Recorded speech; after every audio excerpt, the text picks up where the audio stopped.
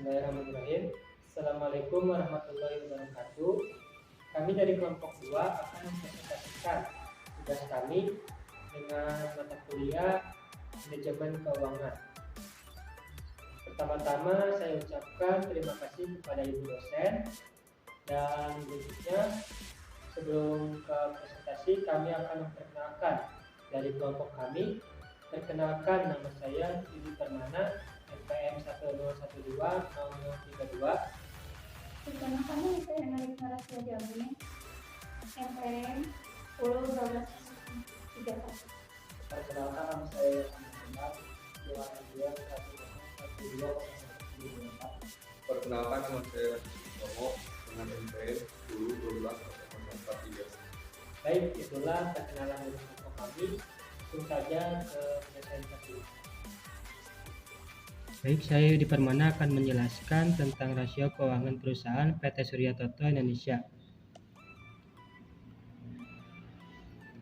Pada umumnya rasio keuangan terbagi menjadi 4, yaitu rasio likuiditas, rasio profitabilitas, rasio salpabilitas, dan rasio aktivitas. Sini ada rasio likuiditas. Rasio likuiditas merupakan rasio yang digunakan untuk menghitung kemampuan perusahaan dalam memenuhi kewajiban jangka pendeknya secara tepat waktu. Di sini ada contoh rasio keuangan likuiditas pada PT Surya Toto Indonesia periode 2016 sampai 2018, di mana pada tahun 2016 sampai tahun 2018 menunjukkan bahwa kondisi PT Surya Toto Indonesia dalam keadaan liquid. Artinya perusahaan mampu memenuhi utang lancarnya dengan menggunakan aktiva lancar yang dimiliki perusahaan. Selanjutnya ada rasio profitabilitas. Rasio ini digunakan untuk memenuhi kemampuan perusahaan dalam menghasilkan laba atau seberapa efektif pengelolaan perusahaan oleh manajemen. Di sini ada contohnya rasio profitabilitas perusahaan Surya Toto Indonesia, di mana setiap tahun mengalami peningkatan. Ini berarti menunjukkan keseriusan dan fokus kinerja manajemen terhadap perusahaan dalam peningkatan laba. Yang selanjutnya akan dijelaskan oleh rekan saya, Ilham Muharman.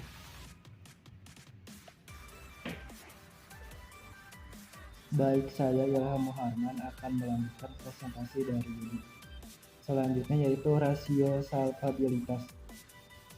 Rasio salpabilitas digunakan untuk mengetahui kemampuan perusahaan dalam melunasi seluruh utang-utangnya, atau dengan kata lain rasio ini dapat digunakan untuk mengetahui bagaimana perusahaan mendanai kegiatan usahanya.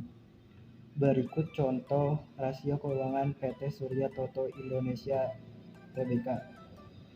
Terlihat dari tabel menunjukkan bahwa rasio salpabilitas terlihat secara keseluruhan mengalami peningkatan, dan ini menunjukkan tingkat kemampuan perusahaan dalam menjamin utang-utangnya dinilai cukup baik.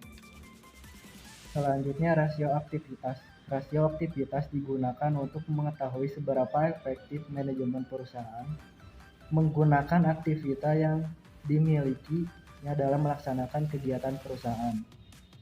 Berikut contoh rasio keuangan PT Surya Toto Indonesia Tbk.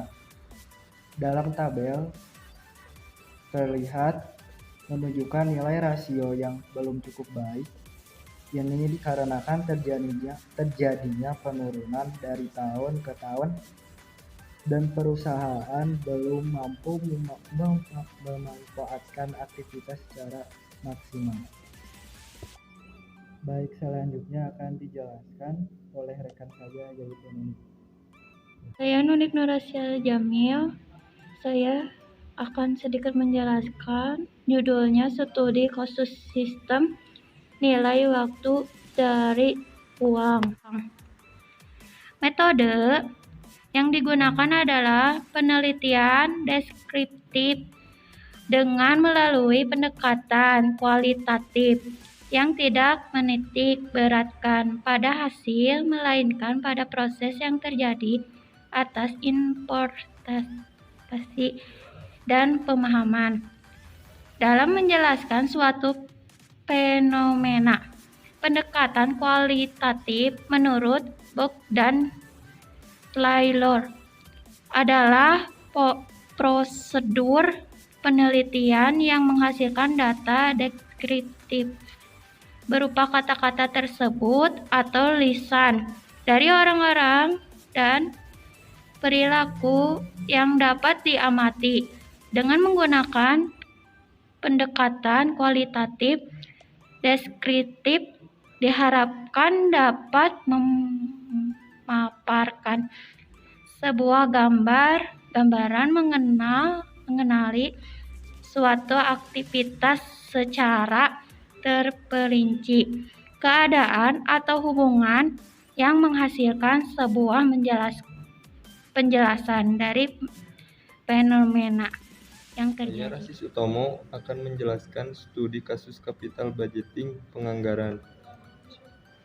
Metode penelitian. Tujuan dari metode penelitian ini adalah untuk menilai kelayakan rencana investasi aktiva tetap yang dilakukan oleh PT Indojaya Agrinusa Commercial Farm berupa pembelian gudang akan menggunakan metode capital budgeting. Penelitian ini juga melakukan analisis leverage untuk mengetahui risiko bisnis. Jenis penelitian adalah deskriptif. Penelitian yang dilakukan pada PT Indojaya Agrinusa Commercial Farm menunjukkan hasil bahwa dengan menggunakan degree of operating leverage atau DOL sebesar 0,07 degree of leverage atau DLT sebesar 2,08. Berarti perusahaan dapat mengelola hutangnya dengan baik. Pada metode capital budgeting DPI diketahui rencana investasi tersebut layak untuk dilaksanakan. Hasil perhitungan dengan menggunakan metode internal rate of return atau IRR dan average rate of return atau ARR yaitu masing-masing sebesar 33% dan 78%, di mana melebihi tingkat cost of capital yaitu sebesar 13%. Metode payback period of discounted payback period menunjukkan bahwa waktu pengembalian investasi masing-masing adalah 1 tahun dan 2 tahun, kurang dari masa ekonomis aktiva yaitu 10 tahun. Hasil perhitungan dengan menggunakan metode net present value atau NPV yaitu sebesar 3 miliar lebih. Hasil ini dinilai menguntungkan karena NPV bernilai positif atau NPV lebih dari 0. Metode Profitability Index atau PI didapatkan nilai lebih dari 1 yaitu 2,77. Baik, itulah pemaparan dari kelompok kami. Mohon maaf jika ada kesalahan. Terima kasih. Wabillahi taufiq wal hidayah. Wassalamualaikum warahmatullahi wabarakatuh.